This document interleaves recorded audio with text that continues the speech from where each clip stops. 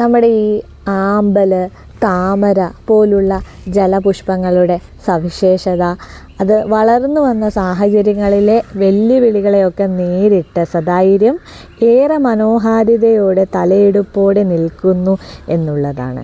ലളിതാ സഹസ്രനാമത്തിലേറെ വിവരിച്ചിട്ടുള്ള ഒരു പുഷ്പമാണ് സഹസ്രദള പത്മവും താമര. താമരത്തിലെ രണ്ടാമത്തെ ശ്ലോകമായിരുന്നു നമ്മൾ ഇനി പറയാനുണ്ടായിരുന്നത്. ധ്യായേത് പദ്മാസനസ്താം വികസിതവദനാം പത്മപത്രായതാംശി. ധ്യാനിക്കുന്നു എങ്ങനെ? പദ്മാസനസ്ഥയായ ദേവിയെ, താമരയിൽ വസിക്കുന്ന ദേവിയെ. വികസിതവദനാം, എപ്പോഴും സന്തോഷം നിറഞ്ഞ മുഖമാണ് അമ്മയുടെ. വികസിതവദനാം പത്മപത്രായതാംശി, പത്മപത്രങ്ങൾ, താമരയുടെ ഇതള് പോലെയുള്ള കണ്ണുകളുള്ളവൾ. അക്ഷി എന്നാൽ ഹേമാഫാം, പീതവസ്ത്രം. ഹേമാഫം, ഹേമ നിറം എന്നാൽ സ്വർണ്ണ നിറം, ഹേമവർണ്ണമാണ്.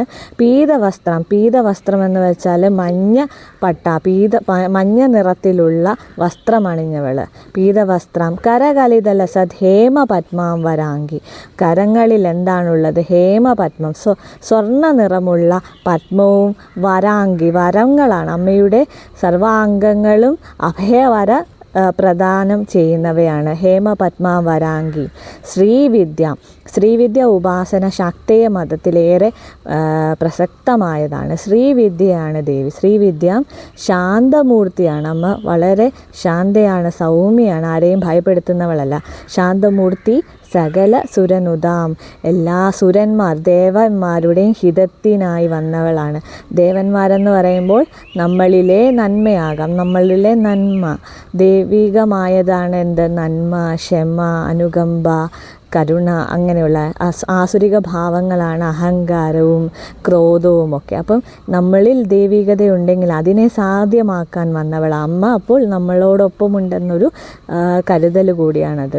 ശ്രീവിദ്യാം ശാന്തമൂർത്തി സകല സുരനുതാം സർവസമ്പത് പ്രദാത്രി, എല്ലാ സമ്പത്തും നൽകുന്നവളാണ് അമ്മ. സർവാലങ്കാരയുക്തം, എല്ലാ അലങ്കാരങ്ങളോടും നന്മയാകുന്ന ഐശ്വര്യപൂർണമായ എല്ലാ അലങ്കാരങ്ങളോടു കൂടിയവളാണ്. സർവാലങ്കാരയുക്തം സതതം അഭയദാം, എപ്പോഴും അഭയവര മുദ്രകളാൽ നിൽക്കുന്ന,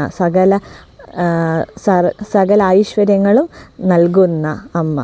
സർവാലങ്കാരയുക്താം സതതം അഭേദാം ഭക്തനമ്രാം ഭവാനി. ഭക്തൻ